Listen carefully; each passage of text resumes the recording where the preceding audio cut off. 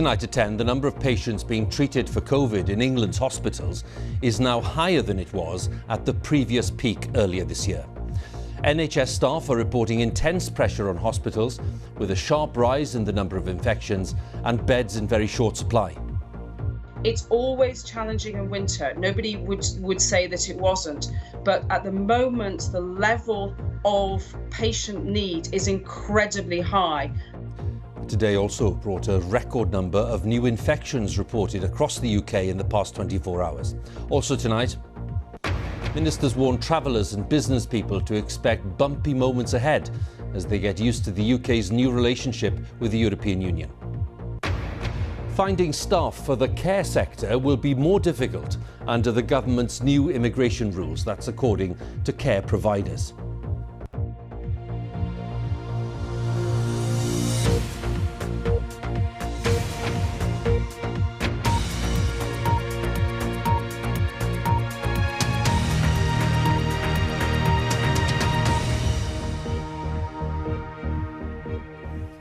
Good evening. The number of patients being treated for COVID in England's hospitals is now higher than it was at the previous peak in April this year. It's the latest evidence of the intense pressure on NHS services throughout the United Kingdom. More than 40,000 new infections were reported in the UK in the past 24 hours. That's a record as the new variant of coronavirus spreads rapidly. In the south of England, doctors are reporting that the level of patient need is incredibly high. Conditions in many Welsh hospitals are said to be very challenging, while doctors in Scotland say that there's a danger that health services will be overwhelmed. Our health editor Hugh Pym has the latest. There was a stark message today from Homerton University Hospital in East London. Nurses and doctors are incredibly stretched caring for very sick patients. No one should underestimate the impact the infection can have. One hospital in southeast London has declared an internal incident because of the high number of COVID patients. The Queen Elizabeth Hospital in Greenwich said it was working with health partners and patients were getting the care they needed. Elsewhere in the capital, patient numbers continued to rise, with the variant of the virus found initially in the southeast of England spreading more rapidly. Accident and emergency departments reported intense pressure. I was on Christmas Day and it was wall-to-wall COVID. So we see patients who are coming in who have COVID symptoms, but we also see other patients coming in with other problems who turn out to be COVID positive. And between that, there is a great deal of difficulty getting those patients through into the wards. Unprecedented amount of work. The medical director at one big hospital trust spelled out what they were facing. Things have been really challenging over the last few days. I suppose the best illustration for that is on Christmas Eve, we had about 170 patients with COVID across our hospital sites. And today we have around 242. So a very large increase has occurred over the last few days. The number of COVID patients in hospitals in England reached a peak in the first wave of nearly 19,000 in April. Then it fell away during the summer before picking up again from September.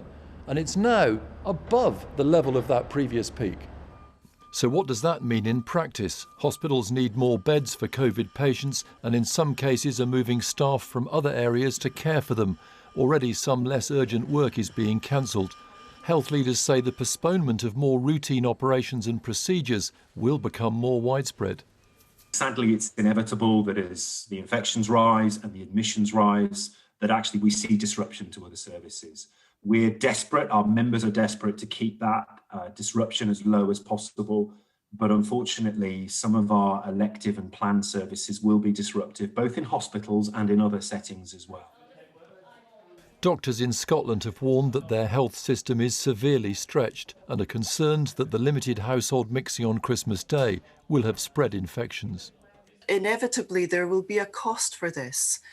One of the things that we're particularly concerned about here in Scotland is that the New Year festivities will shortly be upon us. Of course, there's no relaxation for those festivities, and it is extremely important that households don't mix. An official at Public Health Wales has said that health services are under enormous pressure in an incredibly challenging situation. A significant proportion of the NHS workforce in Wales is said to be off sick, a familiar story in other parts of the UK. Hugh Pym, BBC News. Now, teachers' unions in England are warning that mass COVID tests are undeliverable by the start of the spring term, which starts for some students next week. The government has announced that all secondary schools and colleges in England will be able to test staff and students from the first week of January. But unions say a number of issues, such as recruiting and training staff, are yet to be resolved. Today, ministers said they hope that the staggered reopening of schools in England would go ahead in January as planned. So let's look at the official figures on the pandemic in the UK so far. They show that there were 41,385 new cases recorded in the latest 24-hour period. That's a record. 357 deaths were reported of people who died within 28 days of a positive COVID-19 test, taking the total number of deaths across the UK so far to 71,109. And joining me once again to take stock this evening is our health editor, Hugh Pym. So 2 new peaks today, Hugh, across the UK in terms of the number of new infections and across England in terms of the number of patients being treated for COVID. Yes, that's right, Hugh. More than 20,000 patients with COVID in English hospitals now, more than that peak seen in the first wave. That's quite a sobering announcement. And in some ways, it's harder for hospitals now because back then they were told to clear the deck, stop doing any routine work and leave all beds really for COVID patients. This time that hasn't happened. They've been expected to carry on doing the routine work, the operations and so on. Although, as we've been hearing, more and more hospitals are having to put that on hold. We should also make the point that one reason there are so many patients with COVID in hospitals is, bluntly, they might not have survived before, but because treatment is better now, there are more therapies, they are still alive, but they are needing more care and therefore they need hospital beds. Now, as for case numbers, that's more than this very big number, 41,000, a big increase. And yes, there's been a bit of a delay in reporting new cases from the weekend, but even so, officials say that is a significant increase. Public Health England have said there is growing concern now about these case numbers, particularly what they mean for hospital admissions in the future, because sadly, some of the people who are reported in that number will become seriously ill and go into hospital and add to the pressure on hospitals at the busiest time in January in the new year. So we've got this very big number now, reflecting infections a couple of weeks ago. The pressure seems likely only to build from here, though of course everyone is hoping for more good news on the vaccine to come in the weeks ahead. Indeed. Hugh, thanks very much again. Hugh Pym there, our health editor. Now, ambassadors from all 27 EU member states have provisionally backed the post-Brexit trade deal with the UK. The agreement allows tariff-free trade with Britain to continue after it leaves the EU single market in just 4 days' time. Boris Johnson today described the deal, which was agreed on Christmas Eve, as a new starting point in relations with the European Union. Having said that, travellers and business people will face some bumpy moments in the months ahead as they get to grips with the UK's new relationship with the EU. That was the warning from the Cabinet Office Minister Michael Gove, who spoke of practical and procedural changes when the Brexit transition period ends on the last day of 2020. Mr Gove also urged people travelling to the EU to make extra checks, including, for example, on new roaming charges for mobile phones. The House of Commons will be voting on the deal this Wednesday. Our business correspondent Vivian Nunes has this report. This Kent-based factory produces crisps made from fresh fruit imported from the continent. After manufacturing, the snacks are then exported back across the channel to customers in Europe. The free trade deal agreed with Brussels means no extra tariffs in either direction, and that's good news for founder Nimisha Raja, who was worried about the impact of no deal. But there will be more red tape, and she's nervous about the changes her business needs to make. I feel as if I'm going to be inundated with paperwork. I think it's going to cost us a little bit of money in staff costs as well in dealing with all of this. And I know there are going to be delays, especially at the port, Cabinet Office Minister Michael Gove said the government is doing all it can to advise businesses of the new rules, but he warned there will be some disruption. As we leave the European Union, we're outside the customs union, those new requirements will mean that, in particular, when people arrive at the French border, they do need to have the paperwork in order. If they haven't, then we would advise them absolutely not to make that journey because they'll only be turned back. The clock is ticking. Ads like these urging firms to prepare for the new rules have been airing for months. But the trade deal with Brussels was only published on Christmas Eve, all 1,200 pages of it. If that's you, there's actions that need sorting. By New Year's Day, firms must be ready for life outside the single market and customs union. Business leaders are pleading for better guidance and more clarity. Some are calling for vouchers to be paid so firms can access professional advice. Most small and medium-sized businesses need two things from the government. Number one, they need guidance so that they can make practical use of a very complicated, legally dense text. And number two, they need financial support from government to help access the special advice so that they understand what that means for their business in practice on the ground. Michael Gove says there will be bumpy moments ahead. Labor says the deal should never have gone down to the wire, and the government must take responsibility for inadequate Brexit planning. Prepared or not, on Friday, the UK will wake up to a profoundly different trading relationship with the EU. Vivienne Nunes, BBC News. Let's take a look then at some of the day's other news now. At least 200 British tourists are reported to have fled the Swiss ski resort of Verbier to avoid quarantine because of coronavirus. A 10-day isolation period was ordered by Switzerland after the discovery in the UK of the new variant of the virus. South Korea has confirmed cases of the new coronavirus variant after a family tested positive after they'd returned from the UK last week. And Finland has also become the latest country to confirm a case of the new variant.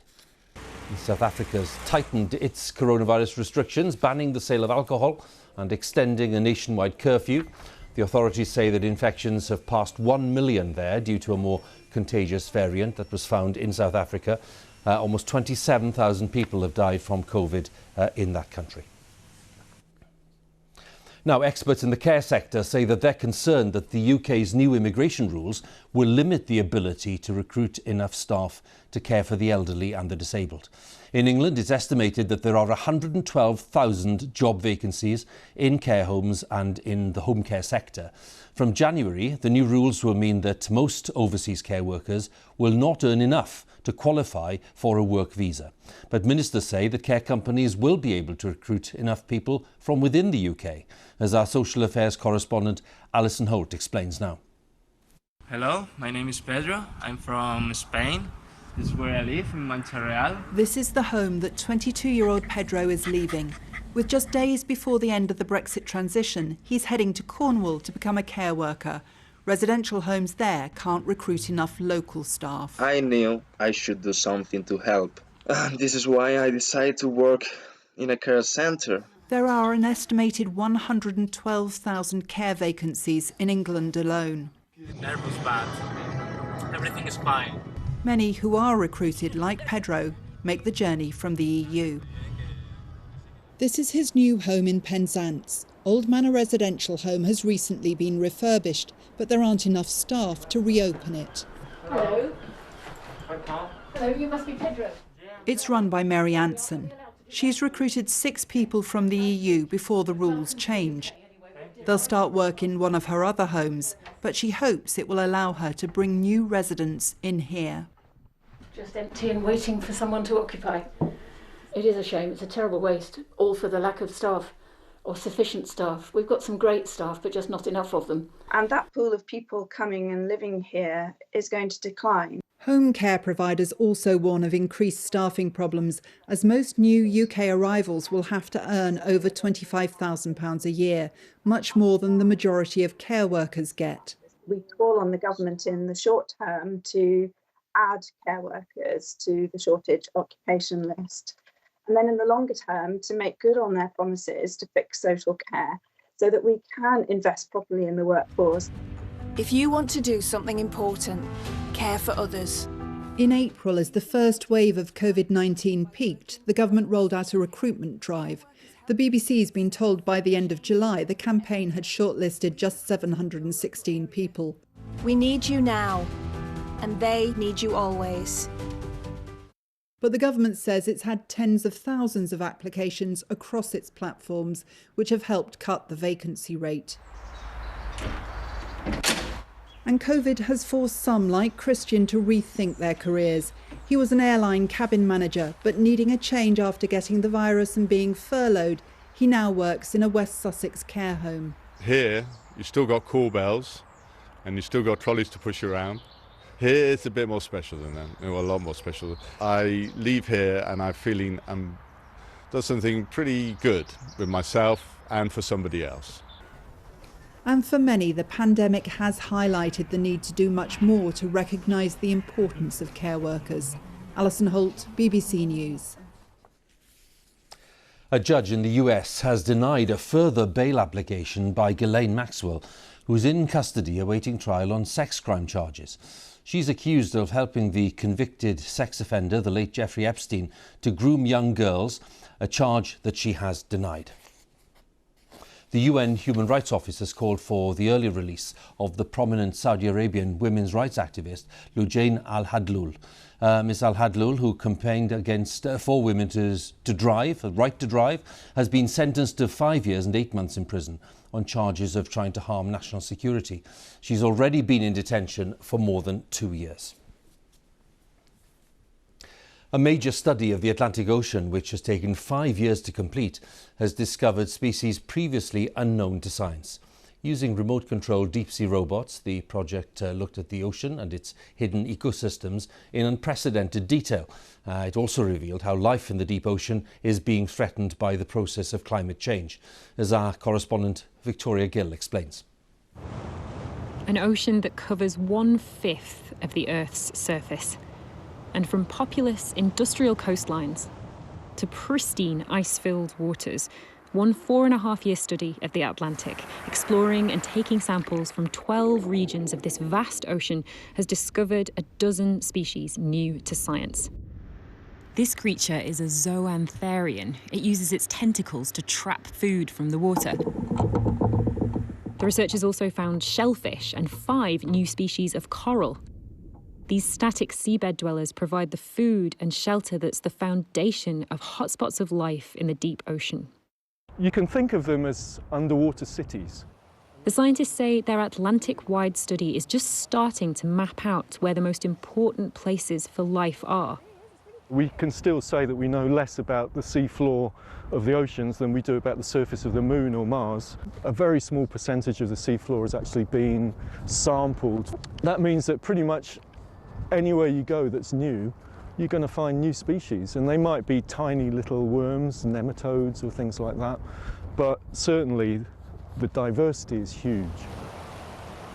And just like our natural environment on the land, life in the oceans is being affected by human activity. As the climate changes, so do our oceans, and the oceans are changing in ways that scientists are still learning about and trying to understand. So some of these whole ecosystems and newly discovered species could already be under threat. Our oceans have absorbed nearly 1/3 of the carbon dioxide that's been released into the atmosphere since the Industrial Revolution. And this has shifted the chemistry of the seawater that these animals have evolved in.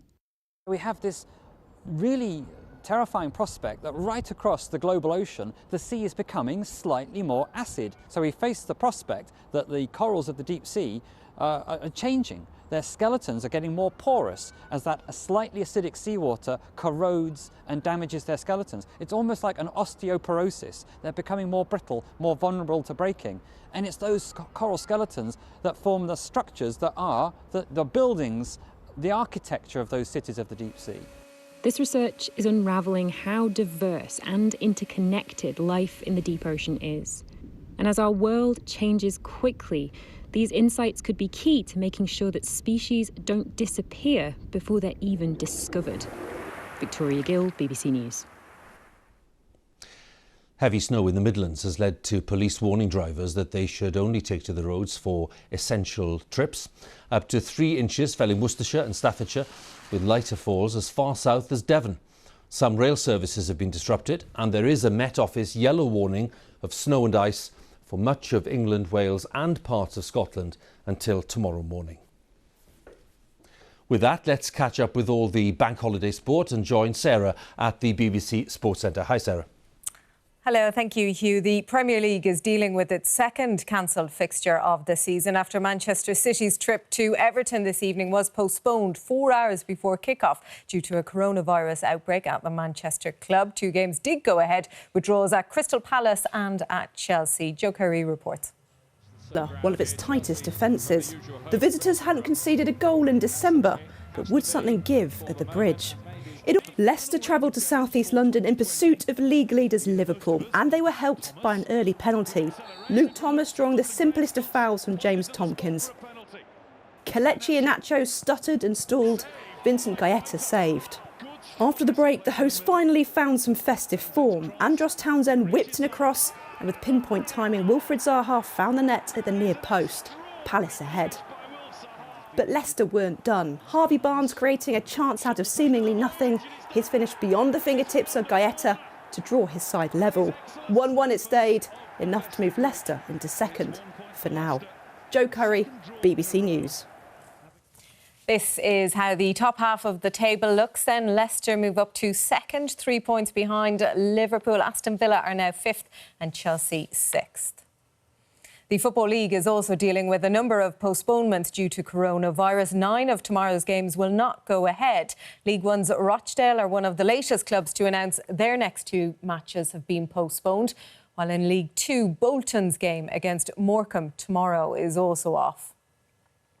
6-time champion Roger Federer will miss February's Australian Open for the first time in his career. The 39-year-old Swiss is continuing his recovery from knee surgery and hasn't played for almost a year. Federer says his priority is being fit for Wimbledon and the Tokyo Olympics in the summer.